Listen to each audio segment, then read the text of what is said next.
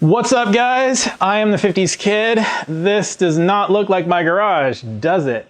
I promise you it is my garage. Obviously, I've hung some plastic up. We're gonna paint. I'm about to paint this car, the Black Savage that you see behind me. I've done a lot of prep work on it.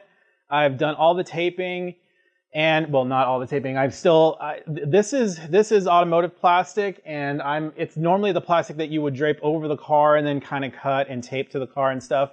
I'm using it to sort of line my walls, obviously, and I'll go into more detail on that in a second. I just need to put some plastic over the car, but before I do that, I want to show you just some of the details and how I've taped it off and what I've done, just so you can kind of, get a better idea of that. And then I will show you, I'll talk about what I did with all the plastic and what my thought process is behind it.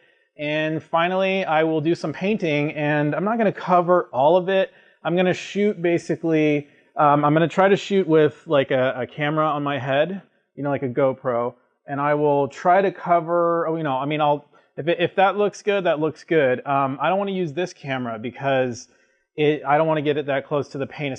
It's not so much the color, I'm not really worried about the color, the base coat getting on it. It's the clear coat. The clear coat, when you spray it, it's just going to get everywhere. It's going to permeate the whole garage here, and it's going to stick to everything. So I'm going to put this good camera away when I go to paint that, or when I at least go to do the clear coat. So anyway, let's get started. So most of the taping techniques I've used are back taping techniques, and I think this is all pretty obvious.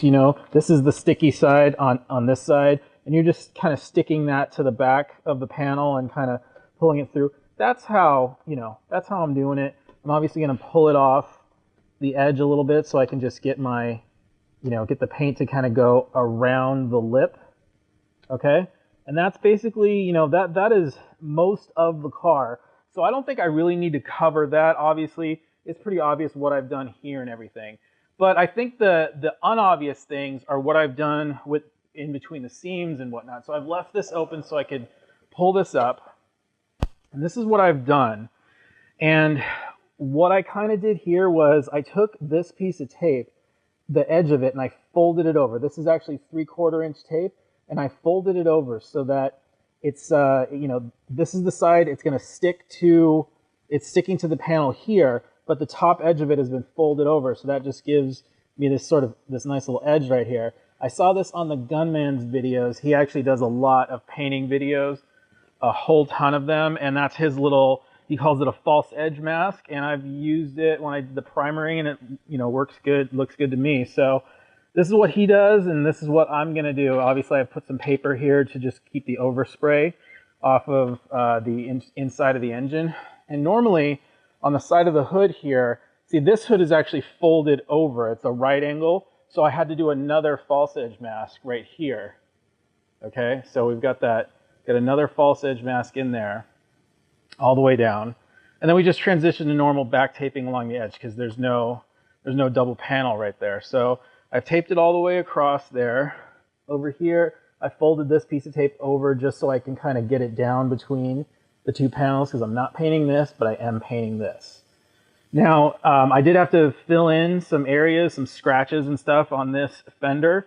So what's gonna happen, I'm going to be putting paint all along this whole front fender, all along here, but I'm just going to sort of fade the paint out right here. There's no need to paint it all the way down. So I'll fade it out right there. Now, because I have to take color all the way up to this edge, I should be painting into the door so that, so that you don't see much of a transition, but I have to draw the line somewhere, guys. I'm not going to prep this whole door just to do a little bit of a fade into it. It's just, I'm kind of limited with my equipment here too. I'm not sure at this point that I can even do a paint job this big with the air compressor that I have.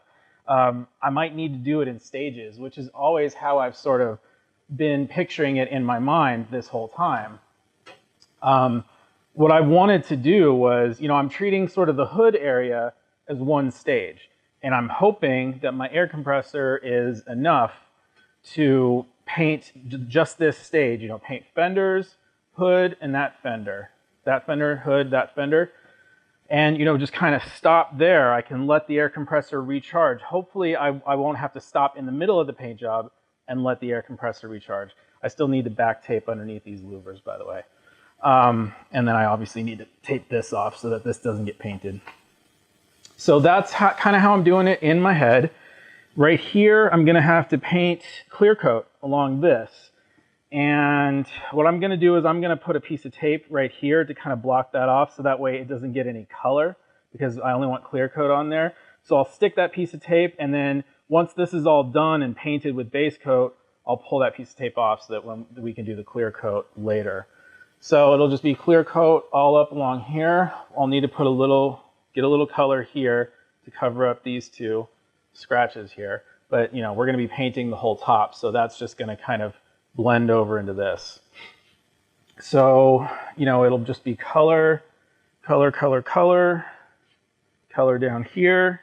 Obviously all color all along up this panel. So I'll just bring the color out to here and then sort of fade it back, fade it around. And that's what I'm gonna do. Now, back taping all along this panel here and here, obviously that's all pretty obvious. I've taped off the fender down here with just a piece of tape, so I didn't back tape that. I'm just gonna let the paint fall over around that edge, etc. And then the other tricky thing was taping off the rubbers right here. They make a trim tape, and that trim tape actually has a piece of plastic embedded into the edge of it, so you can slide the hard piece of plastic underneath the rubber and pull it back and then tape it off so that it just kind of pulls it back. I didn't want to I didn't want to spend 20 or 30 bucks for a box of that, because all I could find was a box.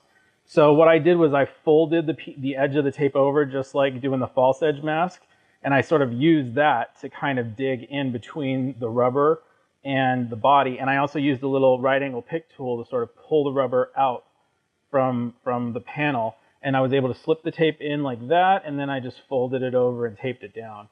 So that's what I did there. That was actually pretty challenging, took a long time. Same thing along here. And that's what I've done. That is almost everything. Down here, I originally was going to clear coat this whole thing all the way across, but I think instead I'm just gonna like tape this off, and then I'm just gonna put the clear coat to right here. And I have some like clear coat blending spray that I'm gonna spray on there. The reason for that is because there's kind of a little bit of crud up along this edge here, and I couldn't sort of clean it off. So I think rather than putting clear coat and getting clear coat over that crud and possibly it not looking good, I'm just going to sort of end it right here, fade it out, and then I'll just polish this back up, because I already prepped this with the gray Scotch-Brite pad.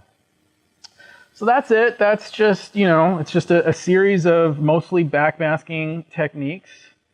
And that's kind of it.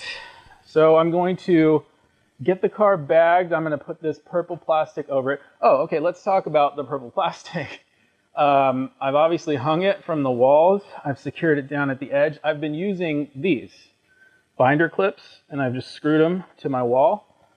So that's what I've done there. Now, the plastic up above is, the idea behind this is this plastic actually has a static coating, and I'm hoping that this will attract any dust, any particles that get kicked up once I start spraying, because I have done a few test sprays on, you can see back over there, I actually have a panel. I bought a gas cap cover, and I was doing a couple of test sprays with it. I've wiped all the color off at this point.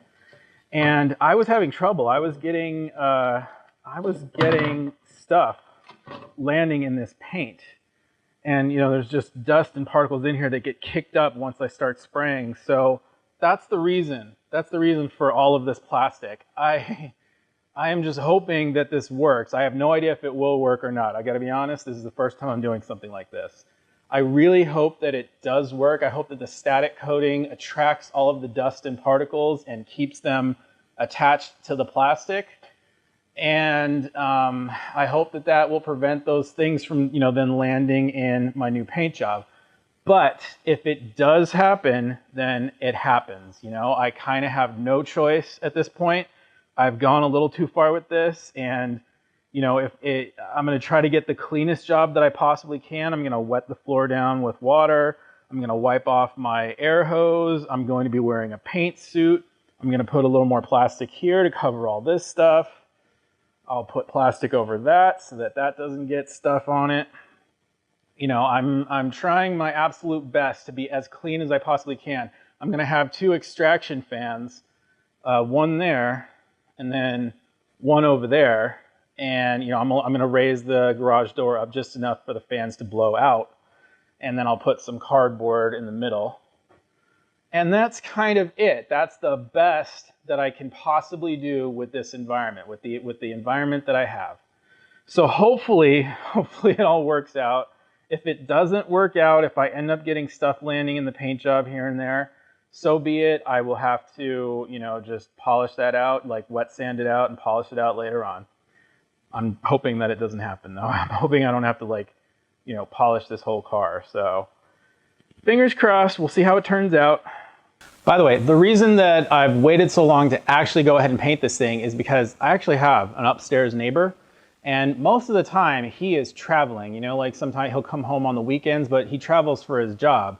And, you know, he just happened to be home for the holidays right at the time when I was gonna paint this. So I've been waiting, and he's finally gone. So he's in Mexico right now. So I'm taking this time. You know, it's Monday now. He comes back on Thursday. So I plan to paint tomorrow. And luckily, I mean, this is winter time, but in Southern California, we just happen to have a heat wave going on right now. And tomorrow is going to be the hottest. It's going to be 77. So that's going to be the best, the most ideal weather I could possibly have for painting in the winter time. So I'm pretty much almost all prepped in order to paint tomorrow. I'm just going to bag the car right now.